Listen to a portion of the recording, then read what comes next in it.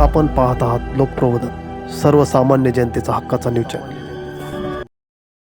Nashik road येथे आम्ही भारताचे लोक आंबेडकरी सांस्कृतिक चळवळ अंतर्गत माता रमाई आंबेडकर जयंती निमित्ताने रमाई मुलींचे वसतिगृह नाशिक येथे विद्यार्थिनींसाठी वही व पेन वाटपाचा सामाजिक उपक्रम राबवण्यात आला।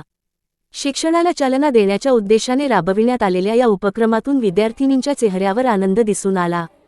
या कार्यक्रमाला प्रमुख अतिथी म्हणून पांडे मॅडम, संस्थेचे अध्यक्ष कॅप्टन कुणाल गायकवाड, सेक्रेटरी श्री गायकवाड तसेच संपूर्ण मॅनेजिंग कमिटी व सुनंदा साबळे, सविता केदारे, विराज निकम, मच्छिंद्र डेंगळे, प्रीतम डेंगळे, विशाल पहुरकर, कुमारी सपना गौतम, तुषार लोखंडे आदी मान्यवर उपस्थित होते।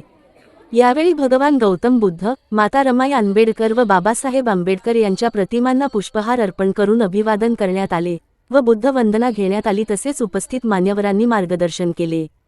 विराज निकम सरांनी आम्ही भारताचे लोक या सांस्कृतिक चळवळीबद्दल माहिती देऊन माता रमाई यांच्या जीवनावर लिहिलेली अप्रतिम कविता सादर केली। सविता केदारे यांनी माता रमाई यांच्या जीवनाबद्दल भाषण केले।